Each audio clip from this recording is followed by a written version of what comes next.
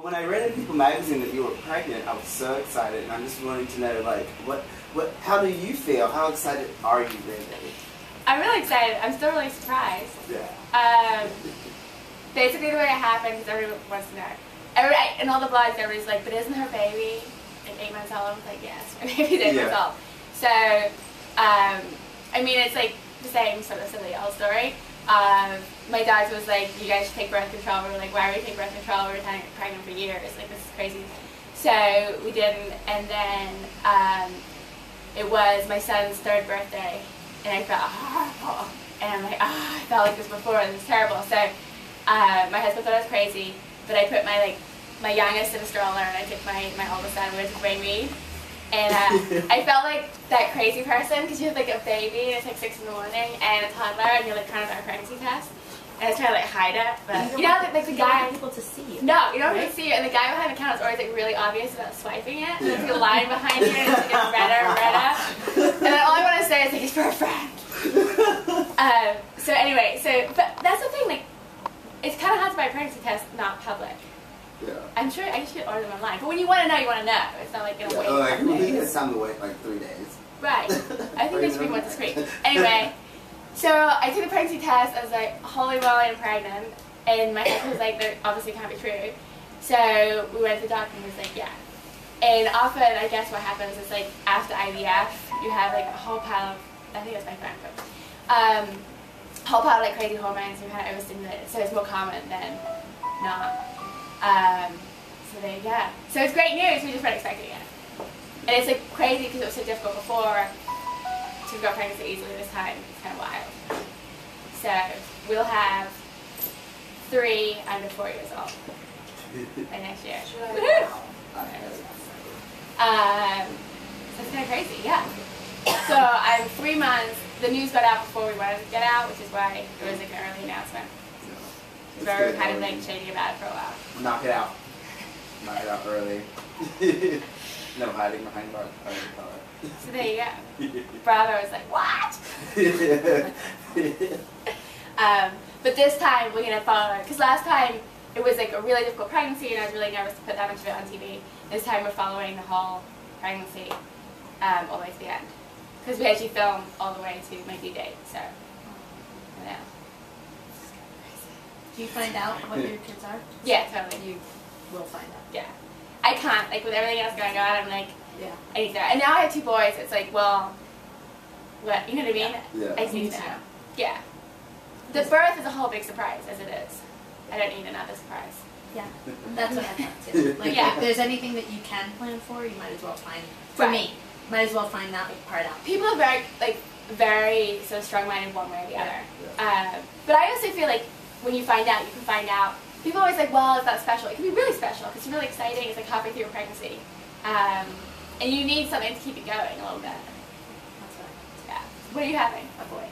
Congratulations. Thanks. Your first? Yep. Cool. Yeah. I thought girl the whole time, and then they're like, oh, do you want to know what it is? I'm like, you're totally looking. I know you're going to tell me it's a boy right now. And I just wasn't thinking boy at all, but I'm like, she's looking, and she knows, and she's going to say boy, and she said boy, and I just had to like readjust my thinking for whatever the reason. I was just like, oh, I have a sister. I don't know anything about boys. Yeah. It's going to be a girl. And it was a boy. That's the other thing, too. I find that when you know what it is, for me anyway, it's different for everybody. When you know what it is, you can sort of, I can relate to the baby better. That was for me, too. Like, I'm type A, and like, if I can't plan, like, if baby's going to stay up all night, if they're going to breastfeed. I can't plan what kind of baby it's going to be, but if I can plan, if I'm buying blue or pink, that was what I needed to know. No, because I mean, with Wells, when I was pregnant, I thought I was having a girl. And I was like looking at lilac bedspreads. Exactly. And what was I doing? I had like clippings of it. I was like, see, this is stupid. Yeah. I just need to know what it is. I remember. So, I know. I was like, oh, Serena and Lily, lilac spread. Yeah. So yeah. I'm not Sorry. hoping to be. Cool. Scared. Petrified. Yeah. So many things. It's a little crazy. It's really crazy. And the people, I work a lot, so of course like to talk to work people about you work on Wall Street? No, I just haven't lived there. Okay. I work in advertising. So you talk to people all the time, you know, at work, and part of it is, and this is so shallow, and this is why I like love you, is that like, you can do it stylish, and people just at work have given up. They look disgusted.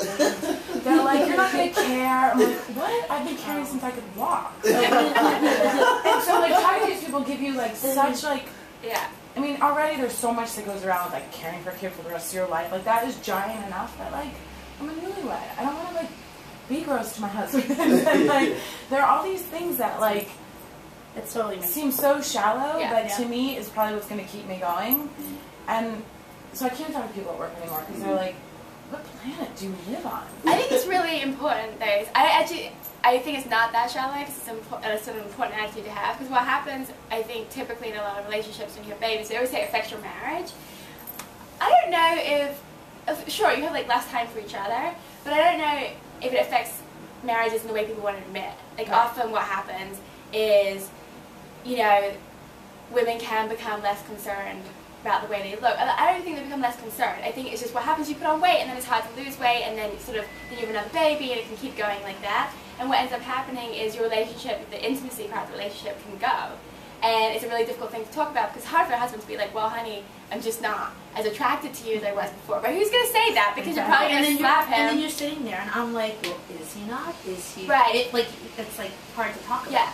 And so what happens, I think, is if you don't have this sense of like, I want to hold on to who I am for me and for my relationship, I think it really does affect things. And it doesn't have, it's not about like looking like a supermodel, it's just about sort of still having like that self-respect for yourself and wanting to be who you are. And if you don't keep that going, I think it also affects your kids.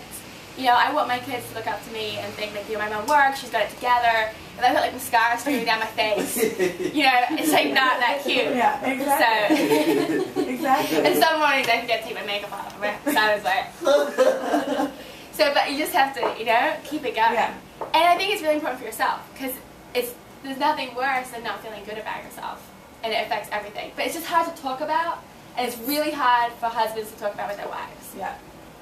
It's hard socially.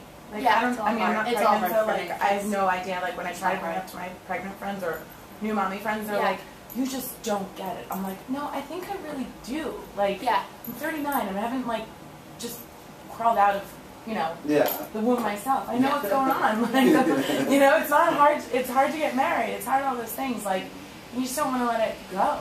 Yeah, no, that's me. You know? I feel gross. I feel like everyone, like, hi, how are you? Like, they're just like no one looks at my face. Everyone's looking at my body, and I, like, you know, come from poor body image to begin with, and I'm like, well, my husband's parents came and visited us. They live in Nebraska, and they haven't seen me since June.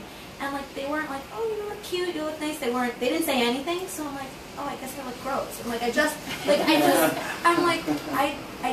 I don't feel like, it's just such a weird thing for me. Like, I didn't have morning sickness. I didn't have any of those. Like, I was just tired. I didn't have like what I thought were like pregnancy symptoms. And so my first symptom was like watching myself just expand, and it was hard for me. And I'm not like anorexic.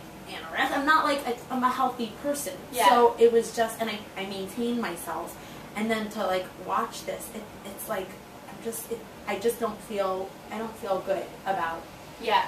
And I want to, and it makes me feel bad that I could like take this happy time and like ruin it kind of by like sitting here saying, oh, everyone's staring at my stomach and everyone's like staring at me, and it's my own thing, but I feel bad that I'm not able to embrace it more.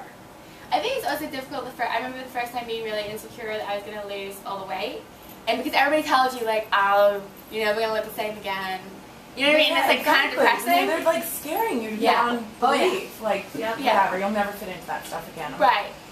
After my first son, when I did lose the weight, my second pregnancy, although it was more difficult physically and all the complications, it was more enjoyable because I had some sense of confidence that even if I was on bed rest and I was going to put on this weight and I didn't exercise, I was going to get it back together afterwards. So I got it back together the first time, and I'm going to get it back together again. And I think that helped, like having that kind of, otherwise it's all the unknown. So like, you don't know what happens right afterwards. You know, it's all sort of a mystery. And I remember right after I had my first son, you know, like, in my head I was like, is my belly going to go right back down again? I remember him like popping out and like looking down and being like, ah, it's still there.